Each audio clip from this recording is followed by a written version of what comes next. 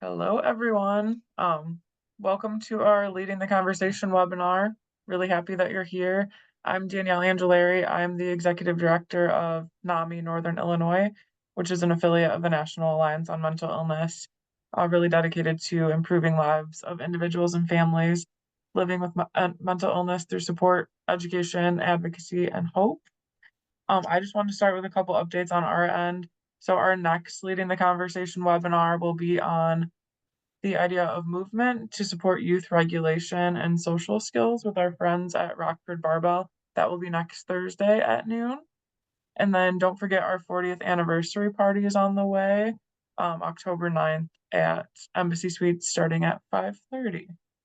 And I'd be happy to share that information in a follow-up email after we're done here today. But leading us here is exploring some challenges and triumphs of postpartum mental health. We're here to share valuable insights and provide some support resources for new parents. Remember, you're not alone on this journey, and we're really here to create a safe space of understanding and connection together. Which leads me to introducing our guest, Kate Deckard-Gonzalez. Thank you, Kate, so much for joining us today. Kate is a licensed clinical professional counselor with experience in several clinical environments, including child welfare, community mental health, and higher education. She now works in private practice at Willow Creek Counseling in Rockford, Illinois. After becoming a mother in 2021, Kate grew passionate about normalizing the struggle and reducing the stigma of asking for help during the transition to parenthood. She obtained a certification in the treatment of perinatal mental health disorders, including depression, anxiety, panic disorder, bipolar disorder, psychosis, and PTSD. Kate's work spans the entire perinatal period, including pregnancy, birth, and postpartum period. Kate also provides psychoeducation and support to women and families struggling with fertility challenges, birth trauma, and perinatal loss. In addition to utilizing modalities such as CBT and IPT, Kate is trained in accelerated resolution therapy, which utilizes the power of eye movements to erase and replace negative images and sensations stored in the brain and body. Kate, thank you again. And just a little housekeeping for Q&A. We're going to ask you to hold those questions until the end of the presentation, and we'll have some time for you to throw those in the Q&A feature or the chat, and we'll facilitate those. Kate, I will hand it over to you.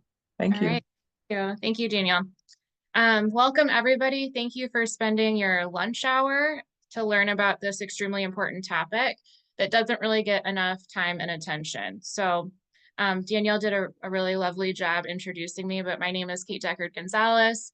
I am a licensed clinical professional counselor and a certified perinatal mental health therapist. So I wanted to go over a couple of things that are on my agenda for today. We're going to get into all of these pieces here, but like I said, Danielle did a great job introducing me. So some of this was stuff that I was going to cover too, but I think it's pretty necessary to just go over a couple of things about myself. But my main goal for you guys today is just to get more awareness about this topic. Whether you're a clinician or you're a community member, it's sometimes really hard to ask these questions to people that are struggling with perinatal mental health. So that you have more awareness around the topic and then just increased confidence in being able to ask some of the hard questions. That's really my goal for you guys. So before we get into the nitty gritty of terms and prevalence and disorders and all of that kind of thing, I wanted to say a few things just about my background and about myself. Like Danielle mentioned, my passion for this topic is totally born out of my own experience with my daughter's birth, my pregnancy, and my postpartum journey with her. So my daughter Ava was born in 2021. And before then, I had been working, seeing a variety of clients and populations, and didn't really have a specialty niche sort of area. And I moved into private practice at Willow Creek Counseling in 2020. And then in 2021, found out that I was pregnant. So I knew pretty quickly after Ava's birth that I was struggling and really needed to get some help. And so my first stop was my OB office. And I really can't say enough good things about how they cared for me and provided support. And at the same time, as my OB is quite literally like cradling me as I'm crying. They were really honest and said, we literally just don't know where to send you, Kate. We don't have anybody in our office that does any kind of postpartum follow-up. We don't know community members in the area who are trained in this. So it was kind of discouraging. Even though they were wonderful and supportive, I didn't really know where to go next. So I went to Google and found an organization called Postpartum Support International, which is a worldwide organization that does training for providers and also does a lot of advocacy and programming for families that are struggling. So they have this great tool on their website called the Provider Directory, where you can type in your zip code and then it generates a list of all of the perinatal trained providers in your area. So you might know where this is going, but I put my zip code in, and lo and behold, there are no perinatal trained therapists in Rockford in 2021. So I fortunately have a lot of really great support, a lot of really wonderful people in my life, and being within the field, feel like I have a better understanding about coping skills and resources. So I was able to survive that really dark and scary time. But when Ava was about 6 months old, I decided that it was kind of my personal mission that I was going to make sure that there were more resources and supports in Rockford for people struggling in the perinatal period. So that led me to start my training and my testing for the certification in perinatal mental health, which I got the week before Ava turned 1. So it was a big celebration. But although I still see a variety of clients, this is now primarily the bulk of my work is to serve those in the perinatal period. So we are gonna dive into things now. So I wanted just to go over a couple of terms with you guys. They're probably familiar to lots of you, but I've referenced lots of them already. So I just want to make sure we're all on the same page. So perinatal refers to the time frame from conception through the first year of birth, first year after birth, excuse me, whereas postpartum refers just to that year time frame after childbirth. PMHDs are a shorter way of saying perinatal mental health disorders, so any of the disorders that appear during that time frame. You may also see on some of like some charts or graphics or things like that, the term PMADS, that stands for perinatal mood and anxiety disorders. This is like the updated version of that, saying PMHDs. Postpartum Support International, or PSI, is the organization that I referred to a few minutes ago. They are the worldwide organization that does a lot of training and advocacy for this topic, and the body that trained me for my PMHC, or my certification in perinatal mental health. So this infographic has a lot of information here, but probably the most cited statistic that we have is that up to 1 in 5 women and 1 in 10 men will experience a PMHD. Of that, we know that these numbers are probably underreported because there is a lot of shame, a lot of stigma about saying that you're struggling with the transition to parenthood. So although those are the numbers we have, we suspect that they're probably underreported and actually higher. There's a couple of things that you can see here about the individual impact, but we know that it's more than just the individual. We know that it certainly does impact the entire family and then ripples out to our society as a whole. We know that this is a worldwide phenomenon, so it spans cultures, races, socioeconomic statuses. All different people struggle with PMHDs. So although I'm just going to make a note here too about inclusivity with language, and I'm going to do my best to be really mindful of that. But like I mentioned, perinatal mental health is already a field that's really understudied. And within that, the research that we have available is mostly done with heterosexual couples. So you'll see a lot of dichotomous language like men, women, mothers, fathers. And as a whole, we're trying to be more inclusive in language that it moves it to more of birthing parents, non-birthing parents, or just parents as a whole. So we are making efforts to be more inclusive in language, and also to do more research in other populations, such as with same-sex couples and queer families. So the next slide, I'd like to introduce a video, which is created by the Motherhood Center. It's an intensive outpatient program in New York. And I think it just does a really great job at introducing a variety of symptoms that people can experience in the perinatal period. And also some of the things that are helpful about treatment, barriers to treatment, as well as things that they found helpful, by doing their inpatient stay or their intensive outpatient stay in this facility. So we'll go ahead and watch that now.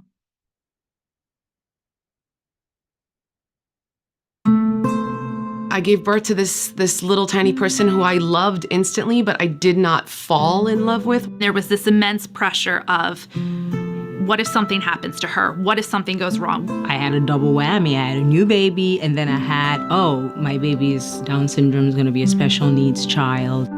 All of a sudden I was alone with a baby, and I lost it. I was losing a lot of weight. I wasn't eating. I was hardly sleeping. I experienced pretty severe postpartum anxiety. A wickedly bad case of postpartum insomnia. I had a 4-day-long panic attack. The worst time of my life. Inability to bond with my child, sadness, anger, suicidal tendencies. I hadn't left the apartment in probably 8 or 9 weeks. The last few nights were just panic attacks throughout the whole night. I didn't think it would happen to me. I just didn't think it was possible that that could happen to me. I don't think anyone thinks it's gonna happen to them. I was in a state where I needed some serious intervention right now. And so the Motherhood Center was like, they were an emergency.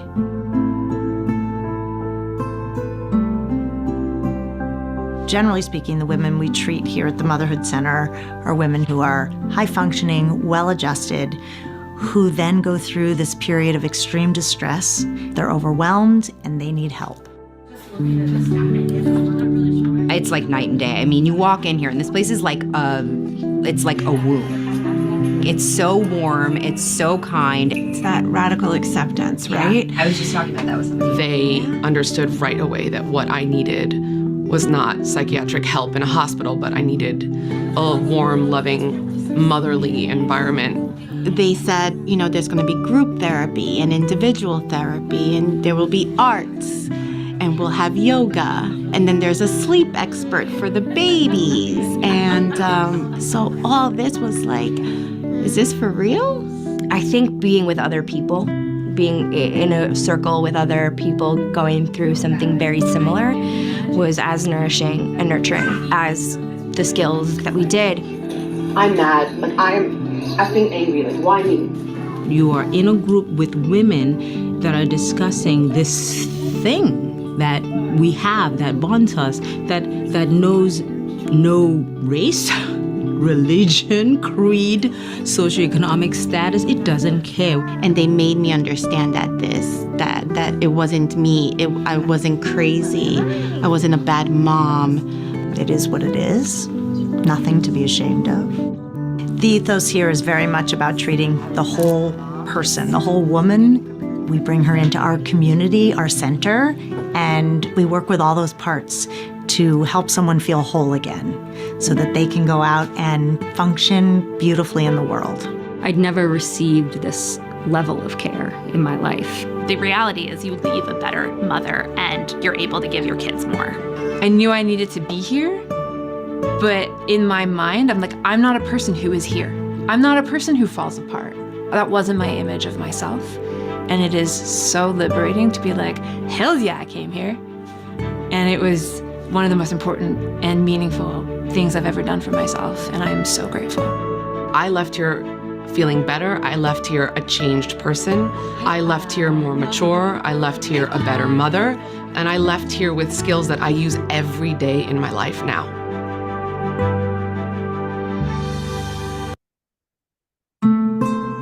I gave birth to this. Okay.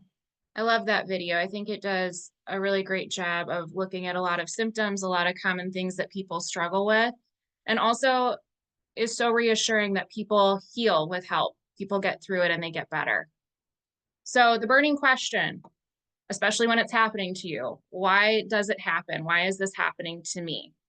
So we would say that PMHDs are a biopsychosocial experience. So we know that the most well-documented reason that most people will say is we know that it has something to do with hormones.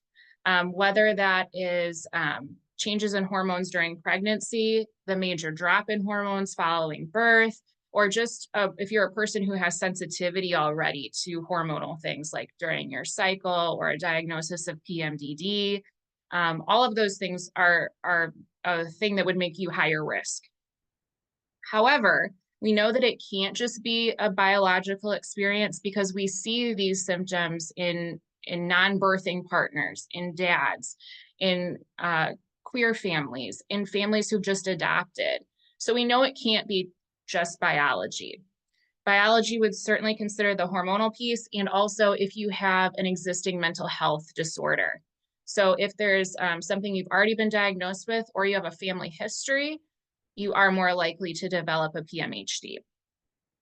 When we're looking at the psychological factors that contribute, we'd be looking at just the overall temperament and disposition of the parent, of the baby, if there's any history of trauma, if there's any if there's any unresolved grief or loss, if the person has good coping skills, all of those things are going to play a role.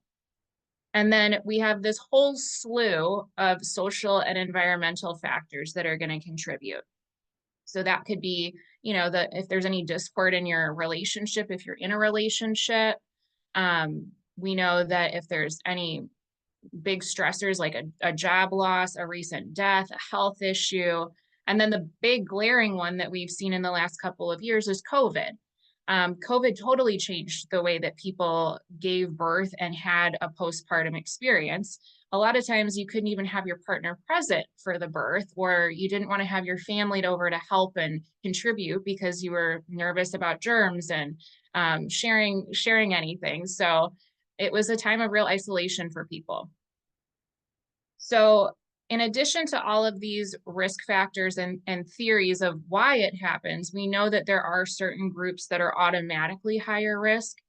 Those would be parents of color, single parents, teen parents, military families, queer families, and also what we would refer to as a near-miss survivor.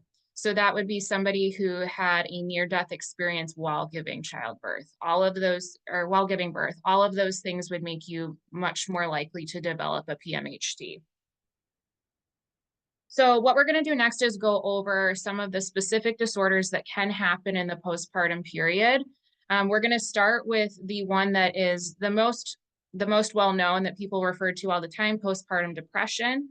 But I certainly want to look at all the others that can appear too.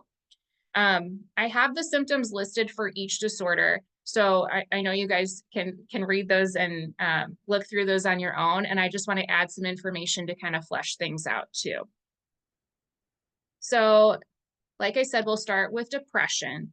And the main thing that I want to address here and that I get asked a lot is what's the difference between this phenomenon, the baby blues, versus postpartum depression?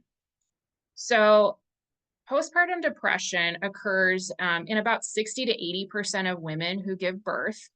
And it typically is a period of time between the first 2 days after birth to up to 2 weeks. It usually peaks like 3 to 5 days in and resolves after, a period of 2 weeks. But we would be saying that the baby blues is more like a mild, transient sort of time frame where you would be experiencing tearfulness, some irritability, fatigue. You're certainly not sleeping well usually at this point in time, but overall, your self-esteem is not really impacted.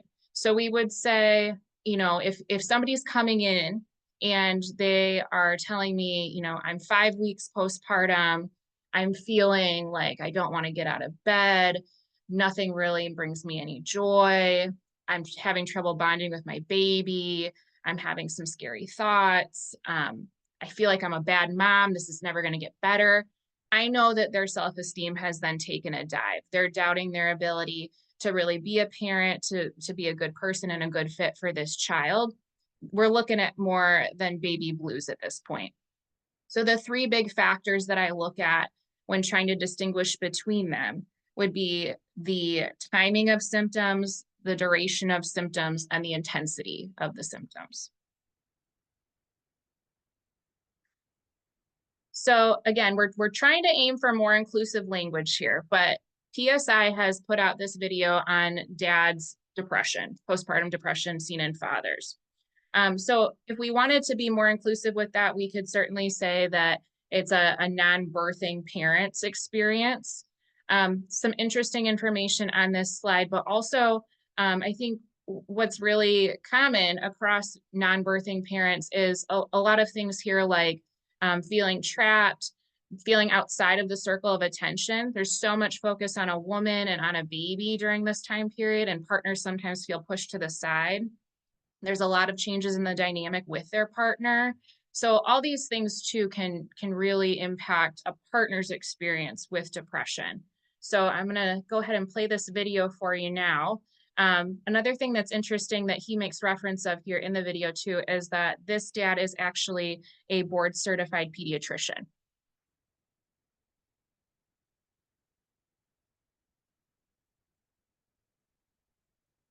And where do you want to go first? On the foot side. You want to go on this side, so we'll go over here so we can walk up? Yeah. Okay. Dad will walk up. Dad will walk up with you, yes. I was excited to be a father. We got lucky and we got pregnant on the first try, and then we found out we were having a boy. I was very, very excited, and everything seemed fine. The pregnancy went well, and then he came on time, and I'd say probably within while we were in the hospital, I started to get very anxious. It's taken a long time for us to recognize postpartum depression in women, and it's going to take longer for us to really accept that strong men can also get postpartum depression or anxiety. Go! Good job. When I would get home and my wife would give him to me, I would get he would just start crying, and I would just hand him right back and say, I don't want him. And by about week 4 or 5, I started to say some very mean things and very hurtful things about him to my wife, just saying that there was something wrong with him and that he was just going to be the end of our relationship and the end of our lives. Whoa! Big, huge study came out in 2006 and many since then that recognized in this study of 5,000 men that 1 in 10 men also get postpartum depression or anxiety. It looks a little different in men. They tend to check out, play video games, hide in their man cave, irritable, angry, this initial high, and then they kind of crash. The dark thoughts that I had in general were of the homicidal, suicidal variety. And they were very vivid, and I can remember them. I mean, I try very hard not to think about them, but I remember what they were. I could see it very clearly. Dads feel a tremendous amount of stress, and we have to recognize that. So many years, dads have been kind of relegated to the sidelines as the support person without our recognizing that they're having an emotional experience of becoming a father as well.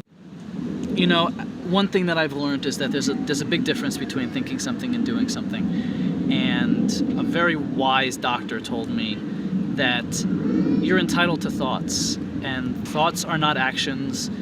That's how you work through things. That's how you realize things about yourself. All right, big boy, ready? One more big swing. If you think about fathers, societally, in America, men are supposed to be breadwinners. We're supposed to be the rocks for our wives. We're the men. And being a man is not usually associated with having doubts about being a father or crying or weakness. So it makes it doubly hard, I think, for men in America to talk about this even with their own spouses. Go back so we can swing ourselves. He's 2 years old now, and the way that I kind of felt those first few months, it's so far in the background now that I can't imagine why I felt that way when that happened, because I see him now, and so much of my worry and anxiety was that he wouldn't be like this when he was 2. And so now I feel like, especially given what I do for a living in pediatrics, I know that I'm very lucky, and I know that I have, that whether by just... Mama's on the other side. That whether just by, good genetics or just the way we've raised them or what, but I tell everybody, I'm like, I have the kid I needed to have. No more. No more? You don't want to swing anymore? No. Okay, I'll just let it stop. He's a good kid. Bye-bye. Bye-bye. Hi.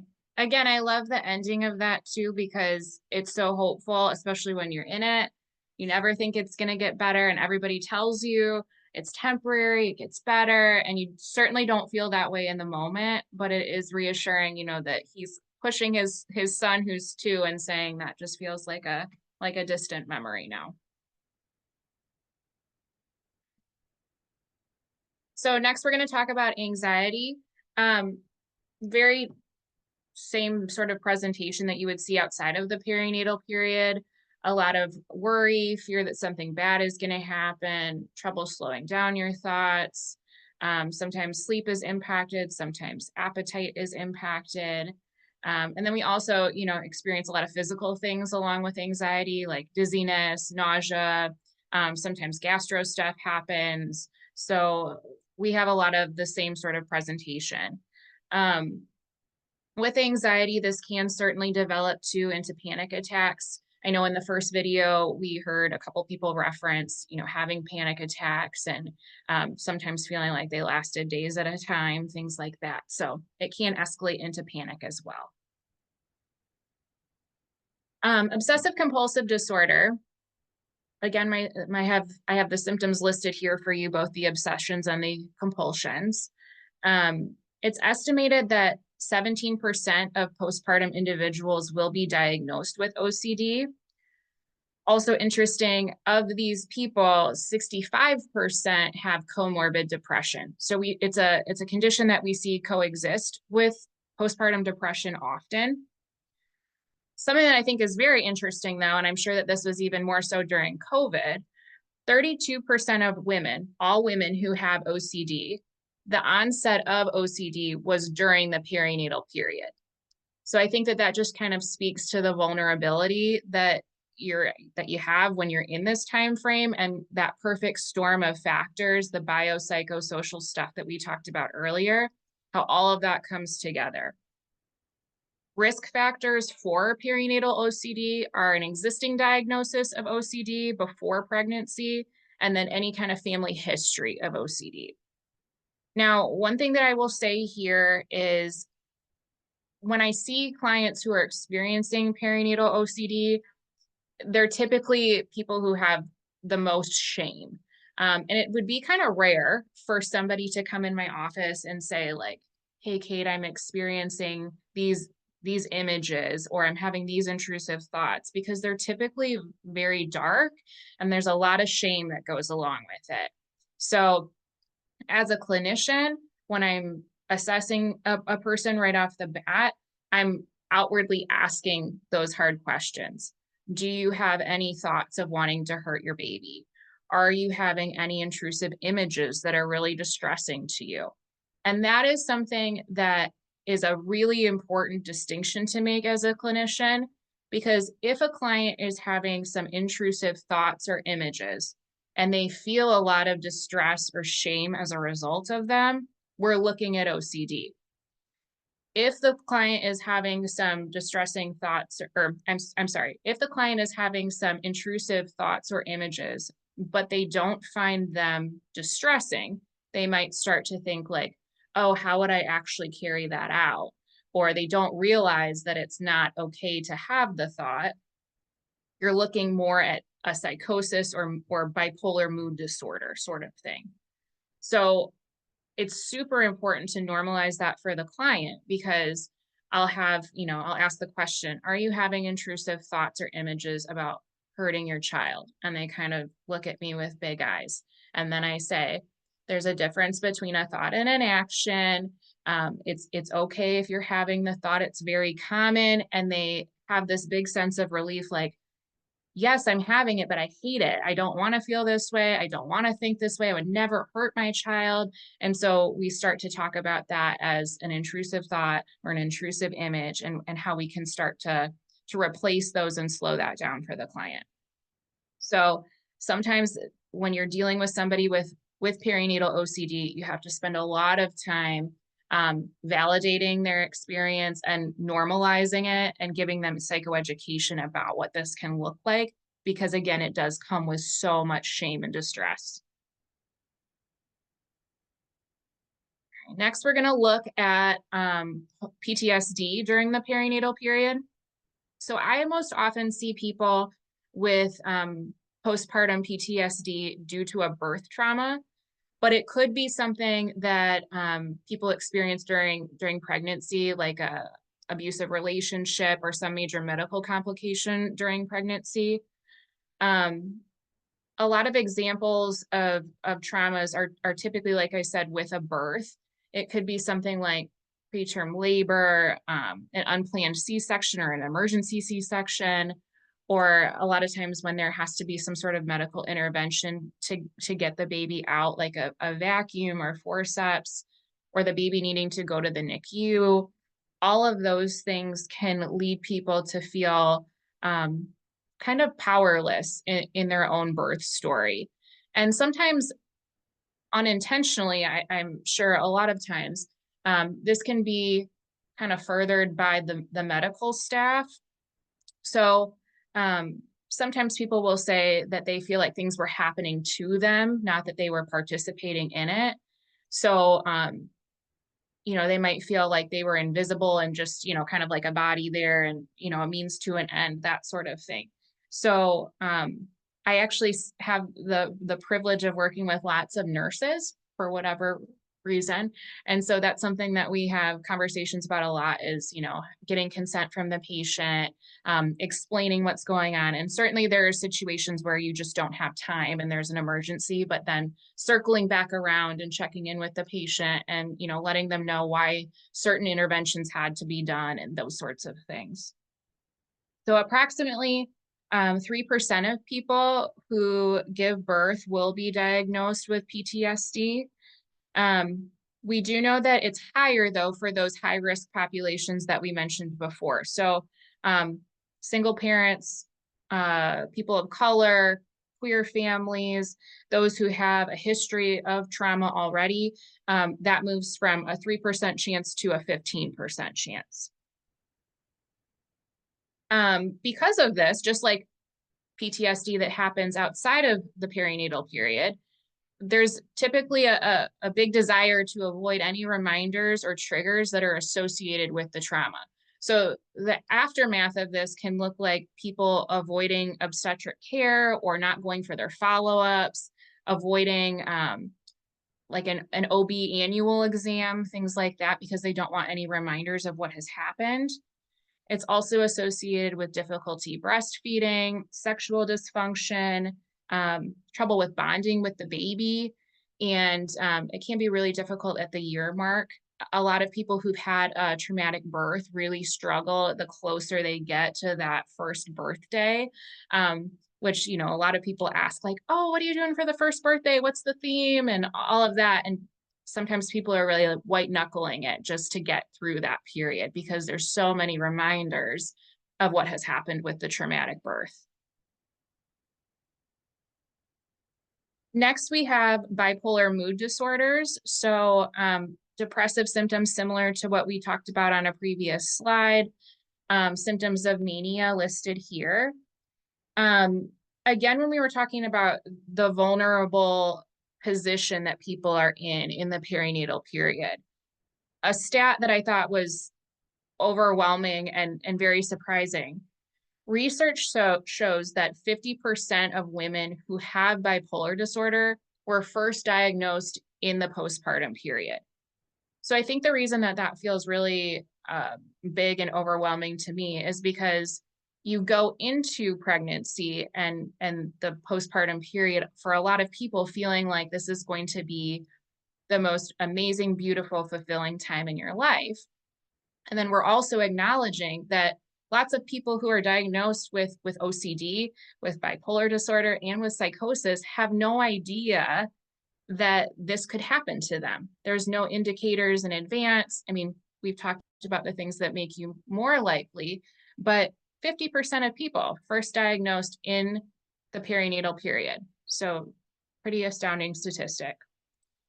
Risk factors for bipolar mood disorders include an existing diagnosis of bipolar before becoming pregnant and also a family history. So the last specific disorder that we're going to talk about that occurs during the perinatal period is psychosis. Psychosis is the most serious and the most rare of the perinatal disorders. When I say it's rare, I mean that probably only 1 to 2 women out of 1,000 births will be diagnosed with postpartum psychosis. So the risk factors here are also very interesting. More often than not, it is the person's first baby. So scary too, that they have no indication that this is coming. Any person who has an existing diagnosis of a psychotic disorder that has discontinued their mood stabilizer during pregnancy, higher risk of postpartum psychosis. Any kind of previous neonatal loss increases your risk. And then, I mean, if you've had a newborn, you'll find this semi-amusing, I think. Sleep deprivation also creates a lot of these symptoms and can cause the onset of symptoms. So you'd be hard pressed to find a parent in the newborn period too who isn't deprived of sleep. So that is a contributor as well. So like I mentioned, a lot of times this happens with a person's first baby. 50% of people who have postpartum psychosis who are diagnosed with it never had a hospitalization prior to postpartum.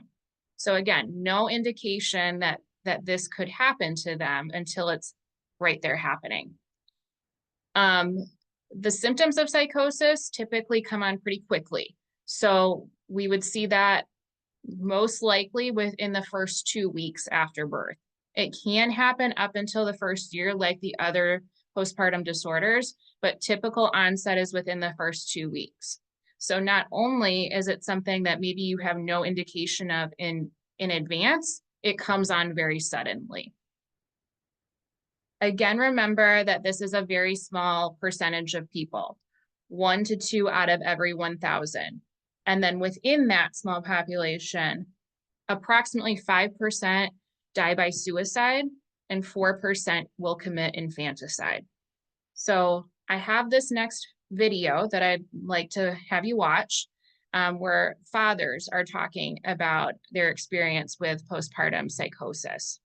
I will give a trigger warning that they are going to be discussing some pretty heavy topics like suicide and infanticide, but I think that it's a really powerful video because it speaks to the seriousness of this disorder.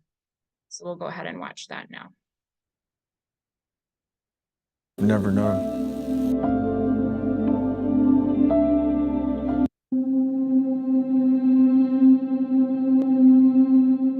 I really had no knowledge of what postpartum psychosis or postpartum depression was. Postpartum psychosis, I had never heard of that.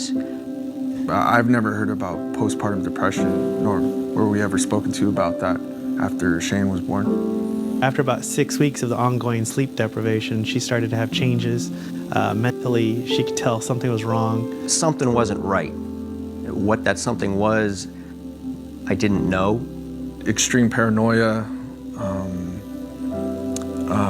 abnormal anxiety that I've never witnessed in my wife, during our 20-year relationship. It all happened literally in a span of less than 2 weeks. From my best friend, my wife, beautiful mother, great wife, to a person I've never known.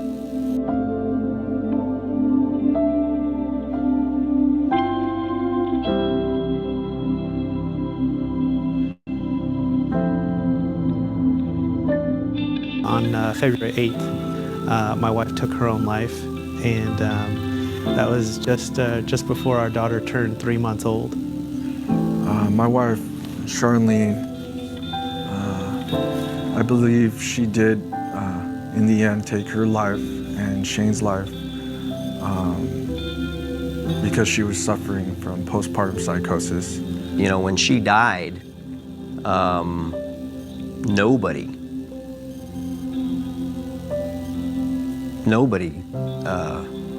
saw that coming, you know?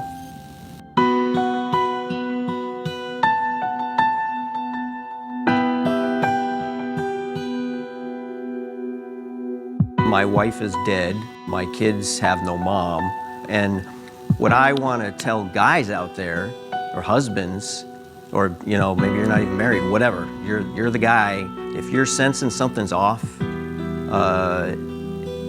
she might not even know, right? Or she might not know that it's something that she needs help with. She's trying to solve a problem. Something's happening to her that she doesn't get. When a being decides to take their own life, then, like in my wife's case, something went horribly, horribly wrong. Just the fact that there was not enough information that could have prepared us for what was going on is a failure. If you know or you feel something's off, you need to go talk to somebody. You need to go get help. And I would go even so far as to say you need to get her in the car, like right then, and go somewhere like a hospital. I think as a country, as a nation, as a society, I think part of the problem of why we don't understand this is we're afraid of it. You know, as humans, if we fear something, we either attack it, kill it, or hide from it, instead of trying to reason with it or understand it or study it. Yeah, I think definitely a general knowledge needs to be out there, and it needs to not be taboo. We can't leave innocent mothers and fathers out there to drown, basically. It's like being out there in a pool of water and not knowing how to swim.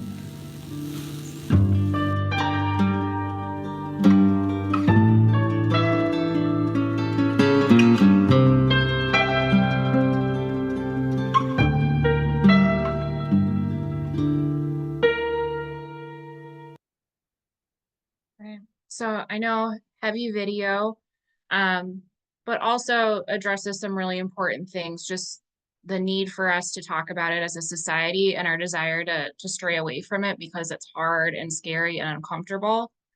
Another distinction that this video makes that I think is really important is postpartum depression does not lead to postpartum psychosis. They're two separate conditions. And I think often when we see a major news story of someone who has unfortunately died by suicide or committed infanticide, it's not always labeled correctly. So a lot of times a news story will say like, mother with postpartum depression has killed her child or something. And again, a lot of misinformation can cause people to feel a lot of shame and apprehension about coming forward and trying to get help because there's not a great understanding of these conditions within our society.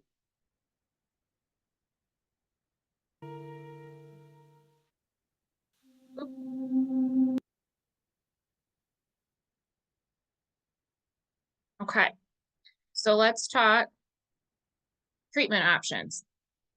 So the first line of defense we would say is meeting basic needs. So if we're thinking Maslow's hierarchy of needs, we want to just meet the basics. So again, I know this is kind of a joke because nobody's sleeping well in the early days of newborn life, but we're focusing on sleep. How do we increase chunks of time that someone is sleeping to restore the body? We're looking at, are they drinking enough water? Are they eating? Are they nourishing their body? We're trying to do anything we can do for support. So we're consuming good information. I tell people all the time, this is not the time to watch scary movies or read some sort of murder mystery book. Anything that you do, you can, increase some dark feelings and thoughts. So we want to try to fill you up with encouragement, with positive people and supports in your life. Anything you can do just to set yourself up for a strong foundation. Practical support also looks like having people bring meals to you, setting up a meal train, having people come over to help with things around the house, or maybe asking someone to come over and sit with the baby for an hour while you take a nap or a shower or whatever you need to do. And I think sometimes people can be kind of shy in asking for those things. If you're somebody who's, got a loved one who's expecting a baby, be the person who brings freezer meals. I wholeheartedly recommend that because a lot of times parents won't ask, but I have not ever met a parent who wasn't appreciative of a freezer meal. So start there. If those interventions are not working alone, we're also looking at counseling services, typically using cognitive behavioral therapy, CBT, or IPT, interpersonal therapy, to help people challenge distorted thinking about parenting or the postpartum period or what they thought life was going to be like, what they think is true about themselves. And then with IPT, really trying to navigate how roles and responsibilities are changing and how to communicate that with the significant people in your life so you have support. One of the biggest things that I see with people, and we spend sessions on this really, is laying out what your expectations were of your entire reproductive journey and comparing that to what has actually happened. And for some people, that starts in your reproductive story starts in childhood with how many kids you thought you were going to have and what their names were and how the whole experience was going to be fulfilling and magical. And then breaking some of that stuff down and having acceptance for where you're at right now, making changes to accommodate what has actually happened. So all of those things super important in counseling. We do often refer people for medication evaluations and for ongoing treatment. So like I mentioned before, we are fortunate to have the Dahlia Center in Rockford, where they serve perinatal, the perinatal population and do a lot with women's issues. So they are nurse practitioners there that do all telehealth appointments and are right here in our community. So that's a great resource. Otherwise, and I'll make mention of this on the resource page as well, there is a resource through Postpartum Support International called the Psychiatric Consult Line. And I will send clients with this information a lot if they're going to, say, an OB or maybe a PCP, a family doctor, that kind of thing. So this is a line that medical providers can call. So the doctors can call and schedule an appointment. I believe it's within 24 hours, can get an appointment for a consultation with a perinatal psychiatrist. So if you have somebody who is very anxious about taking meds during pregnancy or, in postpartum because of breastfeeding concerns or whatever, the doctor doesn't always have a lot of extensive knowledge about perinatal mental health. So this is a resource for them to call, consult the case, and hopefully come up with a great plan for the client to move forward with medication. If all of these interventions are not working, we do also have very few, but we do have inpatient perinatal facilities. So New York, California, North Carolina, and most recently Arkansas are the only states that have a inpatient perinatal unit. Now, we in this area are pretty fortunate that we have an intensive outpatient unit in Hoffman Estates, which I have listed on a slide here. It's the only one within Illinois. Like I said, we're lucky that we are relatively close to it, and they do offer a virtual option for people to be in group therapy and in individual therapy without having to make the drive or find childcare, things like that. So it's kind of just hit or miss which states have more or less of these. Outside of Illinois, the next closest IOPs near us would be in the state of Minnesota, and they have 3, 4, 5, something like that. But yes, this is the only one in Illinois.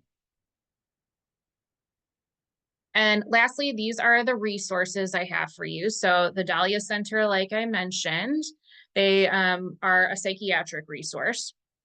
And then the rest of these are, except for the bottom, the maternal mental health hotline is what we talked about on the slide about psychosis. So postpartum psychosis is considered a medical emergency, and the maternal mental health hotline is there for that. So make sure that you keep that number with you. And a couple of these others here are really great resources and numbers to provide to clients. So we mentioned the perinatal psychiatric consult line, which is the one for medical providers to use. The PSI helpline is sort of a catch-all basic intro of where they're going to plug you in with other supports. So you can call or text that phone number.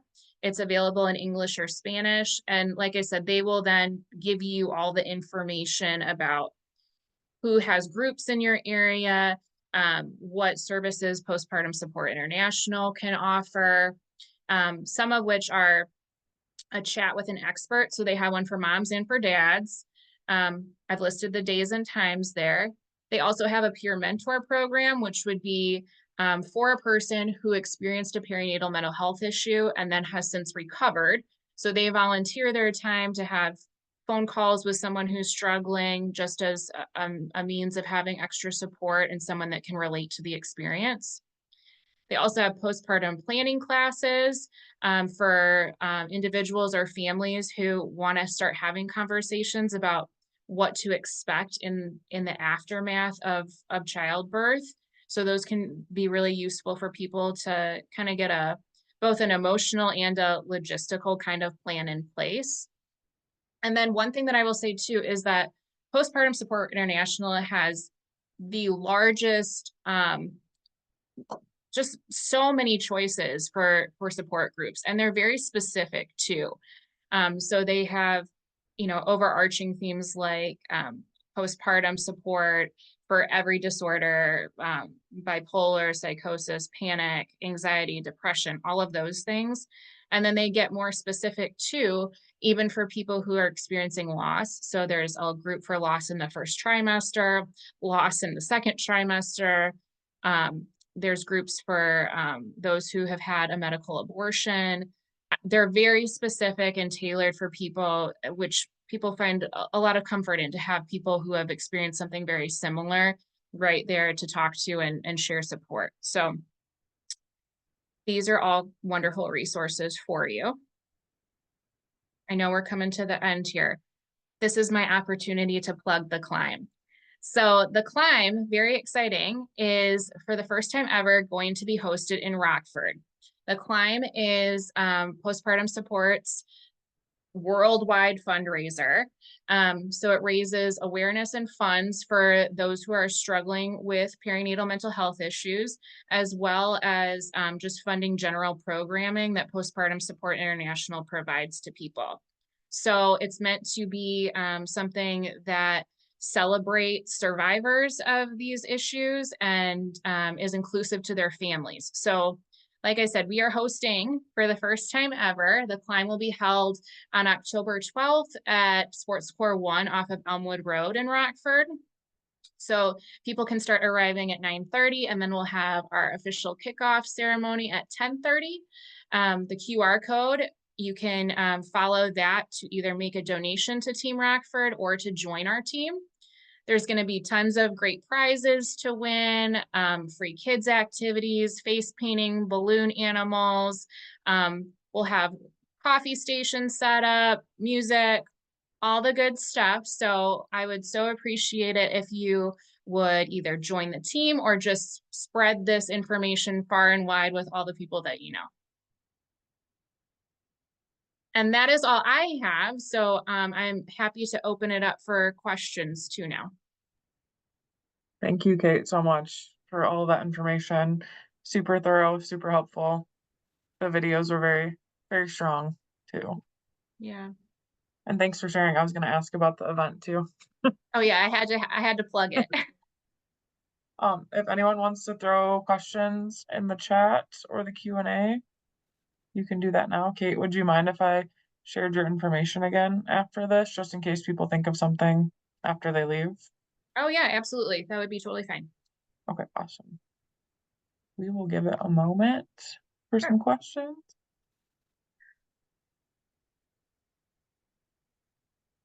I'm excited for that event. Yes, NAMI will be there, and let me plug NAMI now too. NAMI is going to be there with a booth, and we're going to have a bracelet making station for people. So people can make their own bracelets. They can make some and leave them for others with, you know, encouraging words on them, or, you know, anything that they want to make. So we'll have that set up as well. I'm excited to make some nice messages. Yes, yes. And tons of really good door prizes that we're giving away. We've gotten a membership from Discovery Center, some services from Willow Beauty Center, photography session from Cork and Clove. So just tons of good stuff for everyone in attendance. That sounds beautiful. I haven't seen any questions yet. Oh, I just had somebody that said the chat is disabled. If you want to try the Q&A box. Q&A box. Possibly. Otherwise, maybe you could use your raised hand feature and we can try to allow you to talk if you need.